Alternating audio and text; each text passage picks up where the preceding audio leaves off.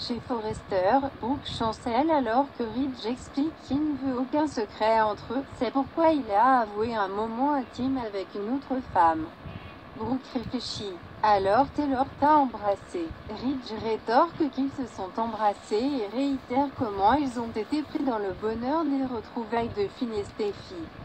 Brooke plisse les yeux. Tu l'as scellé d'un baiser.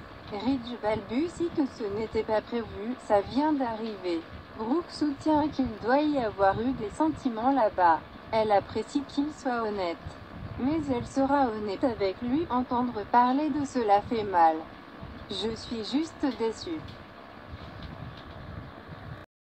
À la maison de la falaise, Taylor se souvient de son baiser avec Ridge alors que Steffi apparaît. Elle veut savoir si sa mère pensait au moment qu'elle a partagé avec son père. Elle sent que Thomas a besoin de Douglas et que Taylor a besoin de Ridge. Thomas arrive à la cabine et dit à Hope qu'il est là pour parler de Douglas. Il pense toujours que Douglas devrait venir vivre avec lui. À Il Giardino, Deacon est content d'être de l'autre côté du bar. Paul suggère qu'il y va doucement, mais Sharpe proteste qu'un gars doit boire un verre de temps en temps. La conversation se tourne vers Sheila Carter qui est emmenée par un ours. Diacre secoue la tête. Quel chemin à parcourir? Deacon verse plus d'alcool et Paul l'avertit à nouveau de ralentir. Il a une réunion avec son agent de libération conditionnelle demain. Deacon n'est pas un saint. Mais il ne mettra pas en péril ce qu'il a construit ni l'amour et le respect de sa fille. Même sa mère ne déteste pas le voir. Il serait hideux de faire n'importe quoi pour gâcher ça et retourner en prison. À ce moment, une rousse franchit la porte du restaurant.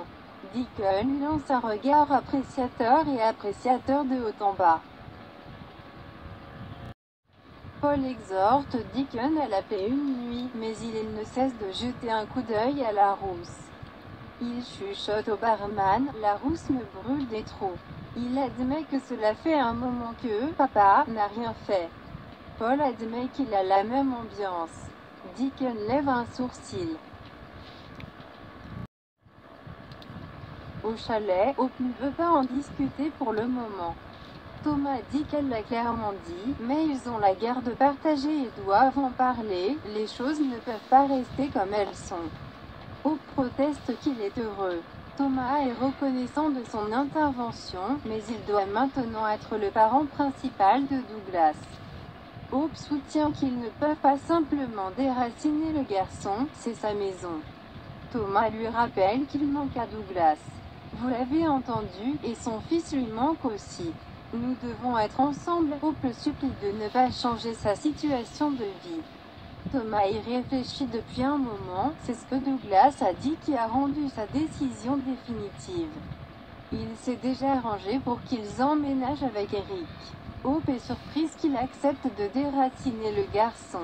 Thomas explique qu'il est d'accord qu'il est temps pour lui d'être avec sa famille vivant en tant que Forrester. Plus important encore, il sait qu'il est temps pour lui d'être un père 24 heures, 24 et 7 pour son fils.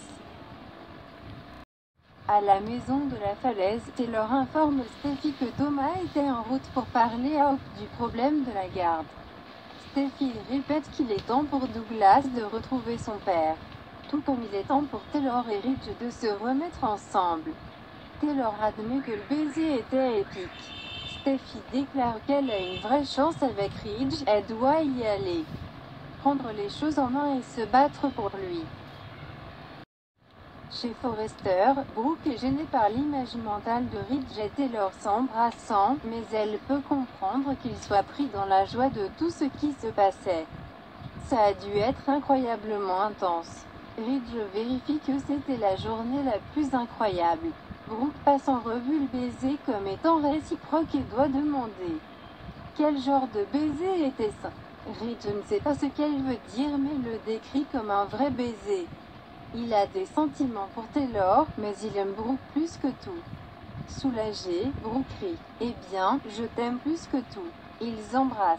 Brooke sait qu'il lui a pardonné beaucoup de baisers, alors elle lui pardonnera ce baiser avec Taylor. Nous allons de l'avant, n'est-ce pas? Brooke a cependant quelque chose d'autre à lui dire. C'est Thomas et son rôle dans la vie de Douglas. Dans son placard à balai, Deacon trie le courrier jusqu'à ce qu'on frappe à la porte, c'est le roux.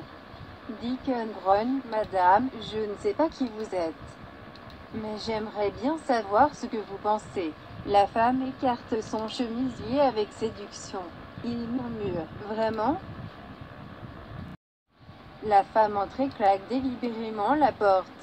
Deacon s'avance vers elle, enlève ses lunettes, puis la pousse contre le mur. Elle fait tomber son sweat à capuche sur ses épaules. Deacon la prend alors dans ses bras et la pose sur le bureau tout en étant positionné entre ses jambes, avant de la faire pivoter et de la porter jusqu'au lit, où il la couche sur le dos pendant qu'ils s'embrassent. Au chalet, Thomas pense que Hope devait savoir que ce jour finirait par arriver. Il aimerait que Douglas passe la nuit avec lui chez Eric demain. Hope demande, juste comme ça, pas de discussion avec Liam d'abord sur la logistique? Thomas leur a permis de prendre des décisions au nom de Douglas pendant longtemps, mais cela doit changer. S'il vous plaît, ne me combattez pas à ce sujet.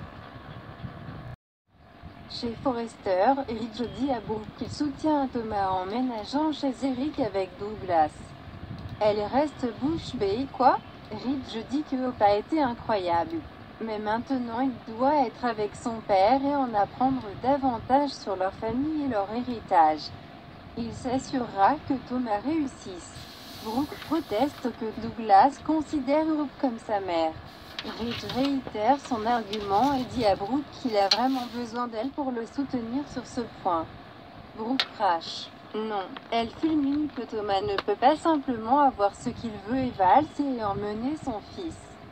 Non, il vit avec Hope, Liam et sa petite sœur. C'est sa famille.